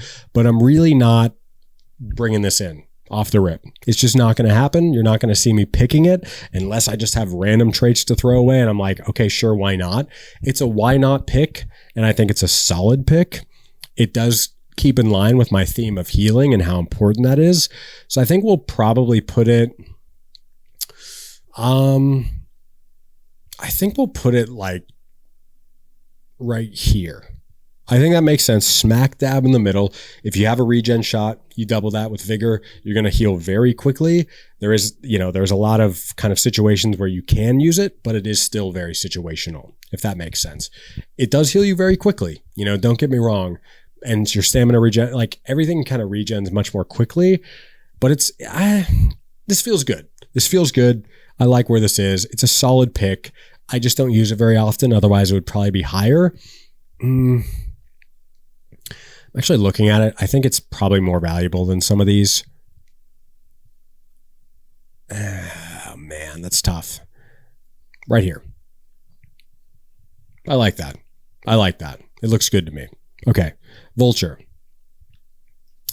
Wow. Okay. This is one that I love enough to put it here. For sure. It's S tier just to me. It's only 2 cost. Description, looting a hunter will always reward you money. You want to make money in this game? Bring Vulture. Bring Vulture. Bring Witness. Always keep your tools and consumables full. You will make a lot of money in this game. Okay. And I love making money. So in real life and in the game. All right. So Vulture being at S tier makes a lot of sense to me. I don't think I can justify putting it with some of these absolutely elite traits just because all you're doing is making money. It's not really helping you in the middle of a fight. It's not really helping you, be able to get people down more. It's great to have. So I think for that reason, it's going to go at the bottom of A. And that's coming from somebody who takes this almost every single game, okay? Especially something like Bounty Clash. Like you can still make some money in Bounty Clash if you bring in Vulture and start looting everybody you get, okay? So for me, I think in my heart of hearts, this is an S tier, but just trying to be somewhat objective, I think A makes sense. Again, prioritizing what I like in this game, which is making money, getting kills. I think low A makes sense, even though I know the value is not there. I know this is a very subjective pick. Objectively, it's lower. There's no doubt about it. But what I like in this game is making money. So that's why I'm putting it there. Makes sense to me. Whispersmith. This is one that I used to take all the time. The cost is only 1, very low cost trait. The description: reduces noise when selecting equipment. Really good if you have a loud weapon. Let's say you're rocking a bomb lance. Let's say you're switching to a katana, something along those lines. Loud weapons when you're switching to them. But it can also be good if you're you're solo, you get yourself in a pinch, you're creeping around, you pull out a shotgun because there's somebody close to you and they hear you, that can be a pretty extreme disadvantage. So I do like things that keep you silent in the game. But again, I don't play that way very often, so it's not that big of a deal to me. So I think for that reason, it'll be lower than maybe what other people would put it. I think it's a B tier trait. That feels kind of high, man. Yeah, I think it's no way. Is it more useful? No way. I think it's going to go here. Super high C. I think that makes sense. Reasoning being, as a solo, you can stay really quiet with this. I know a lot of people like to play that way, trying to be somewhat objective here. It only costs 1, which makes it really nice. I think this is good. We got one more and then we'll do a final reevaluation. That might change, but for now, I think that's pretty good. Last one before we move on to burn and scarce traits. Witness, relatively new addition to the game. Cost is 5. Description: while in Darksight, dead hunters and monsters are visible and health restoration is marginally increased when close. Also highlighted in beetle view. This has a ton of value, okay? You can basically be like Batman out here. Inspector Gadget, Detective whoever, whatever it is, man. You can be a detective out here. You can be Batman. You start darksighting. You see those little white orbs popping up. There's a team in front of you. You can kind of listen. You can start to prepare for where they might be. Get the drop on somebody. You can get a lot of info out of this. And if you're trying to make money, bounty clash or hunt, whatever the case may be, you can see where everybody is dead in a fight. Big compound fight, whatever the case may be. Playing solo, just trying to get some money. You got some music on, you're chilling. I do that sometimes. Run around the map, just chill. Go in with Witness and Vulture. Get a bunch of money that way. So helps you make money, but it also just gives you information. People can't get the drop on you as well when you have Witness, because I'll be darksighting randomly looking for a clue. I see a dead AI and I'm like, oh, somebody is camping this clue. Somebody is camping this tower over here. There's a dead AI right below this tower. I know there's somebody there. I'm going to take a shot. Like this happens in game. Tons of value. The cost is a bit too high, in my opinion, although you do get free info. I think it's going to be a high B. To me, I think it's right there. I think it slots in above Frontiersman, below Dauntless for me personally. I know Dauntless, is just not a crazy good trait, but just I always bring it. It's always nice to have. I'm tempted to put Witness A. I'm not going to lie. If it was 4, it's absolutely an A tier trait. Pair it with Vulture, Pack Me, all these things. You're getting money all day long. But I just think... It's solid. It's a super solid trait. I like where it is. Super solid. If it costs 4, it's definitely going in A tier. Okay, so that concludes the base traits portion of the tier list. I'm going to go through these, see what I think about them, take a quick break, and we'll move on to burn and scarce traits. That'll be another section of the video, so we'll timestamp that. But let's just take stock of what we have here. S is completely fine to me. I like where everything is there. Maybe this, just because of how early I pick it, it's going to go there. Probably going to even go here. That's probably going to make more sense to me. Yep. These are all kind of my always take traits. This makes sense. This all makes sense to me. Again, S and A tier is reserved for what I always am picking as early as I possibly can. Those are reserved. Very prestigious place. B tier makes sense why there's the most in here. It's just super above average traits. Really solid, really good stuff. You got resilience at the top. Think that makes sense. Levering, really good. Lightfoot, great movability. Dauntless is maybe a bit too high. Maybe we'll move it down a bit here. Maybe we'll move it to right there, middle of B. I think that's really solid. Just trying to be as objective as I can. I think that makes sense. Salve Skin, really good in the current meta. Silent Killer, just great for overall killing AI, big part of the game. Beast Face just continues to feel like it's too high for me. I don't know. I just don't think it's that necessary, I think Martialist is above Scopesmith just for what you get out of those loadouts. Magpie is really good, especially as a solo. I think I'm going to do that. Just because Bulwark can save you in a fight, Beast Face is like, who cares if I set these crows off? You know, I just don't think it's as important. Also going to go above Vigor. This feels good. Beast Face. Yeah, ooh, Bolt Thrower should be higher, I think. Bolt Thrower should be higher than Scopesmith, I think. Yeah, I think it's more important to the loadout than Scopesmith is. Probably not as important as Martialist is to the Katana. Magpie, Beast Face, just, it feels too high. Am I insane? Is Beast Face too high? I feel like it is. I'm moving it. I'm just going to decimate Beast Face lovers. I'm sorry. Who cares, man? Who cares if you pop them off early game? Like, just learn the distance from which you can not pop off things and don't pop them off, okay? I just think this is more of a, honestly, increase your skill level. And I say that in all seriousness. No memeing here, like, get better at not popping sound traps off, okay? So with that in mind, I think Beast Face is going to go... I'm sorry if you're a Beast Face enjoyer. I get that it's really good. We'll put it above Vigilant. That's fine. I'm leaving that. Okay, I'm leaving that. Moving on to C tier. Pack Mule, Whispersmith, those make sense at the top. Greyhound, yep. This all makes sense to me. Poacher maybe could go a little higher, you know, just because it's so cheap and it does have a lot of value. Steady Aim is pretty useless. Like, again, I don't care. I'm not playing this way. I'm going to keep moving this down. Let's move this. This makes sense to me. Kite Skin better than Gator Legs. Yep. Ghoul, very situational. Ambidextrous. I mean, it does help the loadout out a lot, but I never use this loadout, so I personally don't really care. This feels good. Pitcher, just because I'm so used to how Nade's throw in this game, I don't like having it.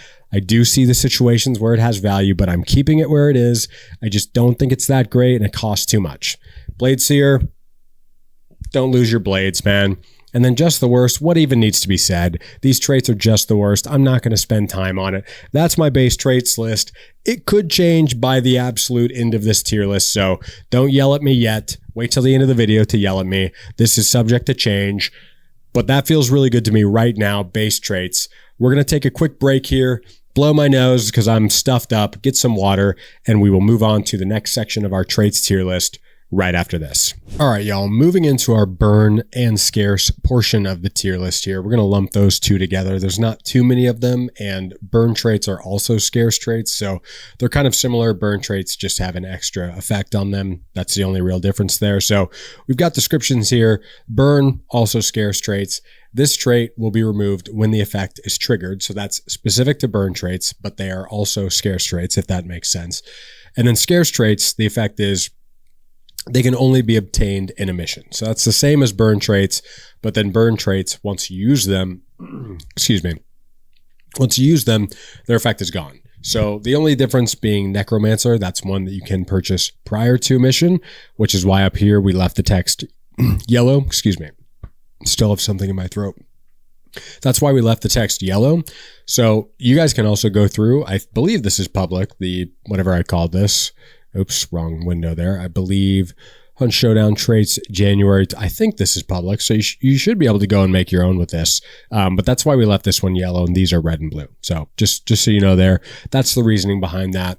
But let's get right into it here. Our first burn, also scarce trait, is Death Cheat. Description, you will not lose your hunter if you fail to extract, but equipment and missing health chunks will be lost. Now, the other reason we're doing these kind of separately from the base traits, there's no cost to them. It's completely RNG, totally random when you find them. So I'm kind of just ranking them based on like how excited I am that I found them. Now, there's a cost during events, you know. They cost pledge marks, so you can find them a lot more places around the map, but generally there's no cost to these, just normal game. They're just totally RNG, you know, you'll find them on a meathead or just randomly throughout the map sometimes. Totally random, total RNG, so kind of just how excited I am when I run up on one. So Death Cheat for me is, and again, take these differently. I'm not going to rank them within the context of the base traits. So let's say, for example, the Death Cheat, you will not lose your hunter if you fail to extract, but equipment and missing health chunks will be lost. So how excited would I be to find that one? Pretty excited, but let's just say that I call it an S tier. Let's just say it's going to be at the bottom, and that does not count for the rest of the traits. These are all going to go at the bottom. I'm not really ranking them. It's just more like just a excitement meter, excitometer. You know what I mean? So I think Death Cheat probably is S tier. You know, it makes me just feel a lot less, you know, worried during a match, so to speak. I'm just kind of like more YOLO when I find this, because I'm going to keep all my traits. And that's like the biggest thing about leveling up your hunter, is getting those traits.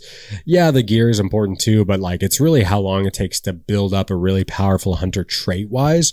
So I do think Death Cheat is S tier. Maybe if you find it early on in a hunter, it's not as exciting, but hopefully you just won't die early on. You can level that hunter up, and then you still have Death Cheat on you. So when you inevitably do die, you still have all those traits with you, which I think is awesome. You know, it's a big deal.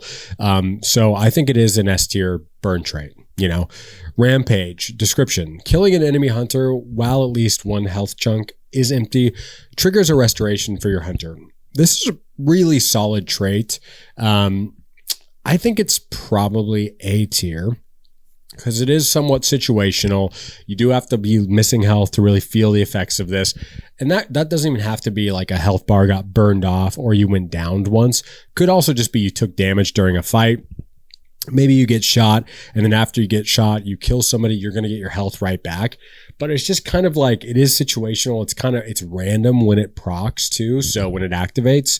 So, you know, maybe you want it to wait till you've lost a health chunk permanently, but it doesn't. You know, you could just get a restore if you lose any from just health. So I don't know. It's like, it's pretty solid.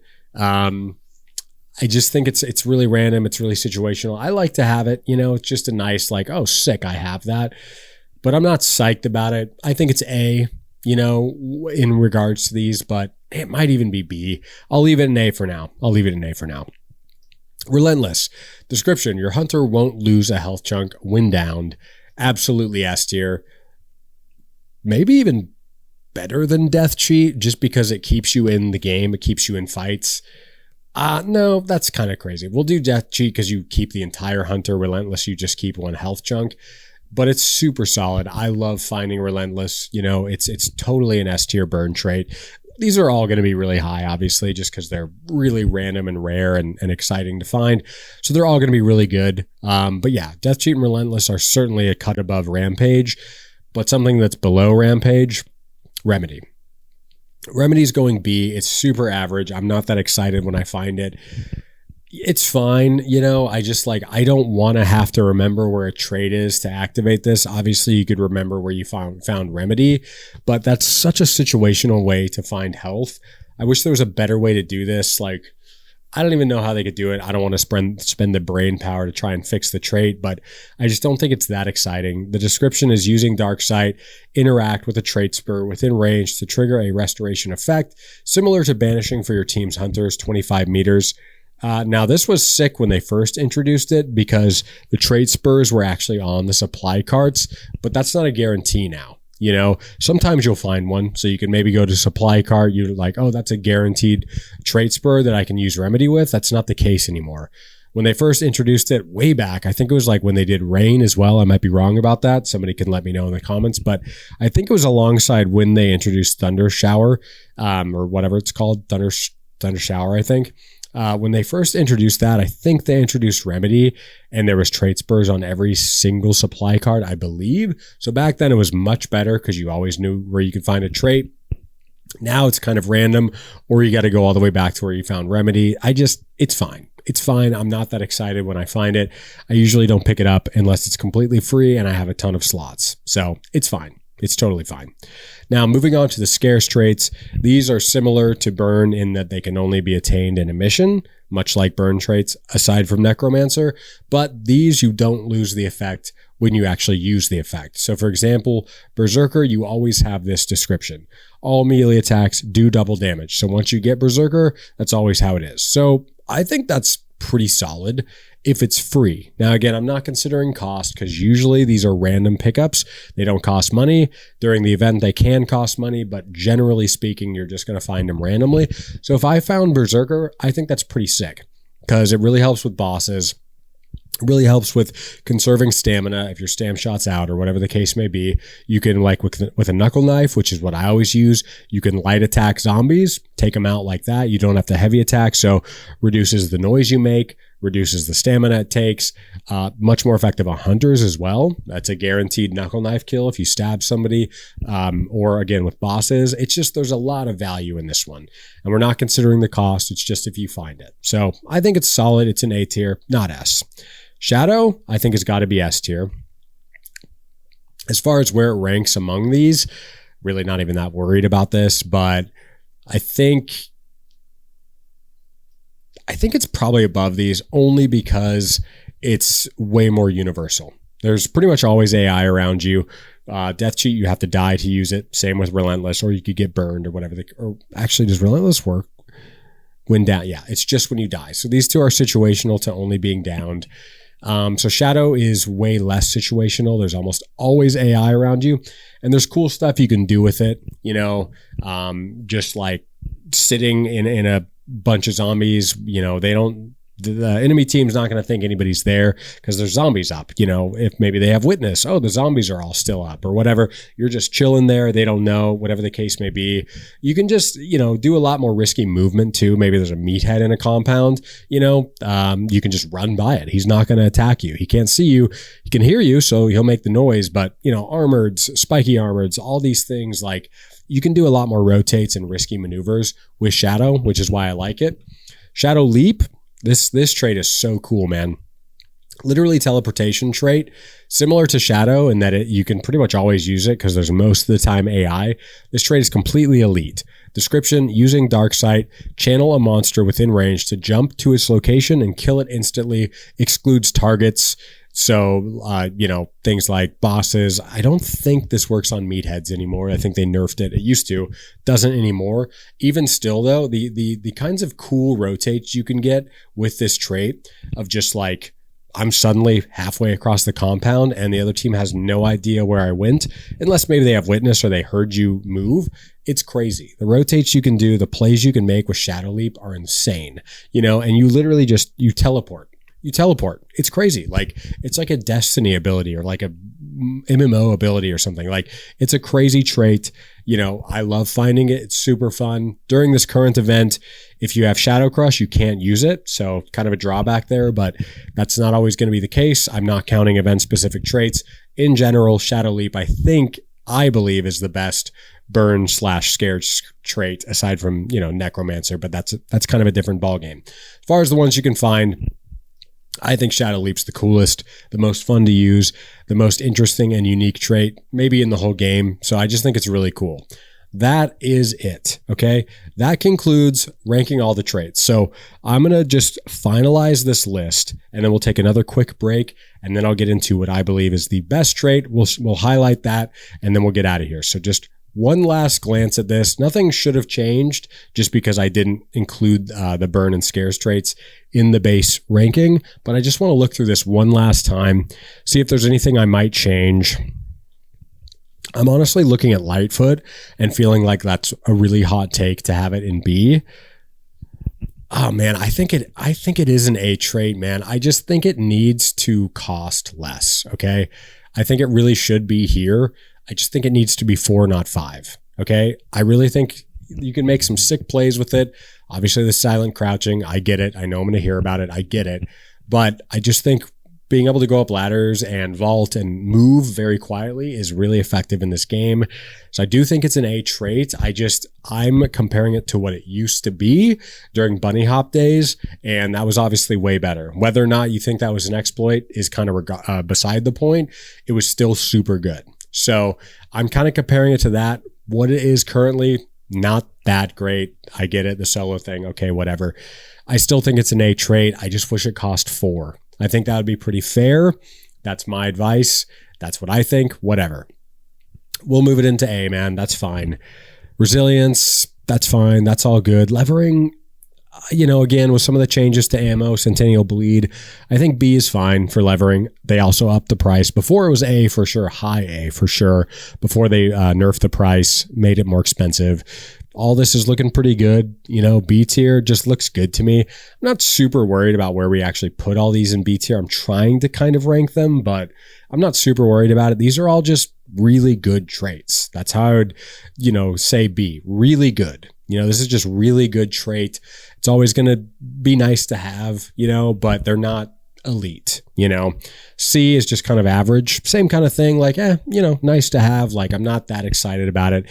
It's solid, you know.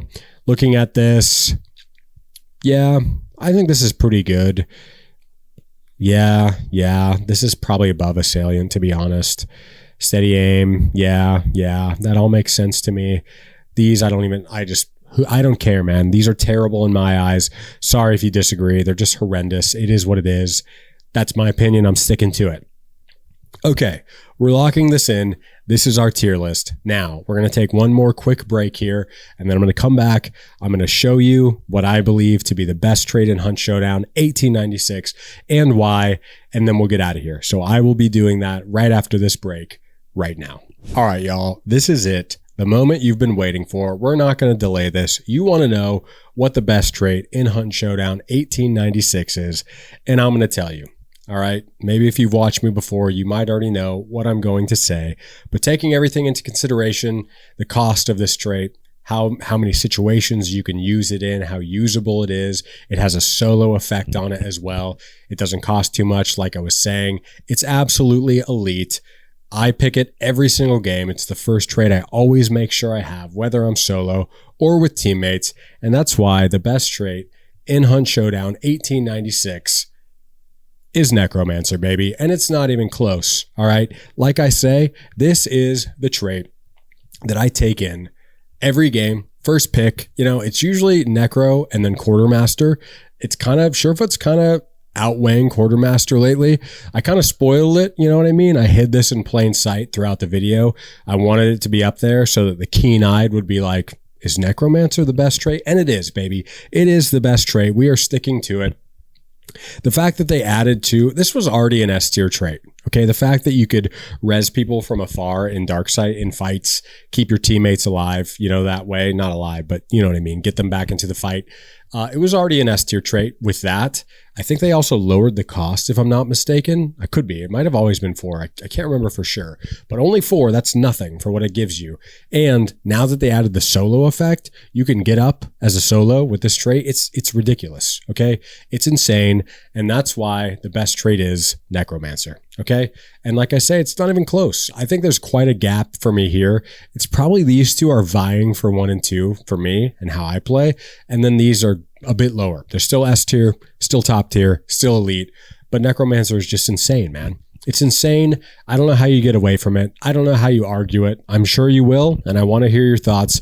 I want to hear your best trait in Hunt Showdown. I want to hear why you disagree with me. Yell at me, call me an idiot, whatever. You can do whatever you want, man. Free speech, baby, but Necromancer is S tier. All right. Necromancer is elite. There's no getting around it. I don't even know how you argue with this. You know, with what it gives you, you can play it in every play style. Solo, teammates. It's got a solo effect on it. Full health resing as a solo. You finally get a chance as a solo. That was not always the case back in the day. You were one and done, man. One man army, Johnny Omega, OMA. That's all you had, man. One chance, once in a lifetime, and a dream. Not anymore, baby. You can get back up. Not that hard to counter either. You know, everybody on Reddit especially is like, oh, it's so hard to counter. It's really not. All you got to do is burn the solo, put a trap on him. You can wait if you want. You don't necessarily have to. Put a couple traps on him, burn him, run away. You know, it's really not that difficult. It's not that big of a deal. You know, you can wait a minute and you'll be able to make sure that solo's gone. You know, not very hard to counter. But it's just elite. It's an absolutely elite trait. I love it. My favorite trait in the game. That's what it is. All right. So this right here is our final trait tier list. We're locking it in. No more talk. No more whatever, man. This is it. And again, I want to hear your traits. Let me know your favorites. Let me know why I'm wrong. Let me know why I'm a fool. Let me know in the comments. I want to know, baby. Give me your top 3, your top 5, your top 1. But that is going to do it for this one, guys. We referenced a few videos during this one, so I'm going to put those in the end screen, especially the Ultimate Hunt Showdown guide. The weapons tier list, of course, is going to be the closest to this one, but there's a lot of great content for you guys to check out if this is your first time stopping by. Thank you so much if it is. If you like this one, guys, be sure to like, share, subscribe, and we will catch you in the next one, gamers. Peace.